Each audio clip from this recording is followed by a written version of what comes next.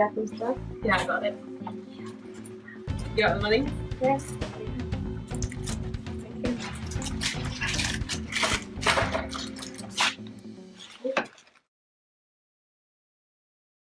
Hi, my name is Sarah. I used to do jugs. One time when I was doing jugs, I met a guy. Things escalated quickly. I am now pregnant, as you can see, and have an STD that I will sadly pass on to my kid. Voila!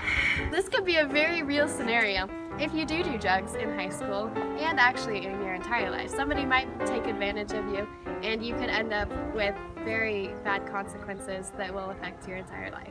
Do you think using drugs related to how often or how early you become sexually active? Yes, I think that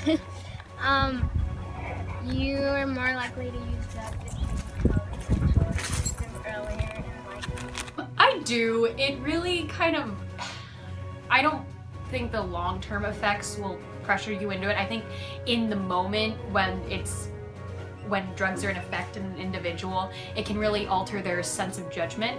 So I think that's very possible, yes. I think in a way it does, but not necessarily. Like if it's something like sexual assault, then yes, but I don't necessarily think using drugs has a correlation to when you become sexual. Why do teens and people start being sexually active so early? I think because they're pressured by like other people, they have peer pressure. Because people can't keep themselves covered at school, and that creates feelings that they shouldn't be having. I think because there's a lot of pressure from society, like, all that stuff. And there's a reputation where it's like, it's bad to be a virgin, but it's bad to not be a virgin. So nobody else should decide whether or not you are ready to put yourself out there. Because of movies and TV shows and rock bands that they shouldn't be listening to. How serious do you think society treats sex and sexually transmitted diseases? Sex is very serious. And I think teenagers don't treat it seriously enough because they're all walking around with sexually transmitted diseases. And what are some pros of having sex early in life, such as teen years? I don't think there's any pros to that. If you think getting pregnant early is like a positive thing, then yes. Personally, no, but I mean, you do you, my friend.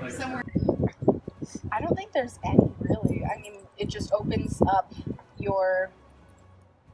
makes it easier for you to contract STDs, unwanted pregnancy, all that bad stuff. Which kind of protection is the safest and why? I don't think there's nothing that's the safest because nothing 100% works unless you're abstinent. Not having sex? Condoms and abstinence, kids! Don't have sex. It's bad.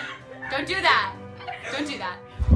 Definitely abstinence. That's the only thing that's 100%. But I don't know. Just stay safe. How did you learn about drugs and how to stay safe with sex? Miss Veras' health class. Hey guys, what you doing? Oh, we're watching Moana. Oh, cool. Why don't you watch one of the cooler new movies? Like, They're all- watch Superman or something. It's because they're all filled with drug and sex references and sex and nakedness. It's just filled with the media these days. And alcohol. Little kids are supposed to be watching this. So. Yeah. That's Totally. too bad.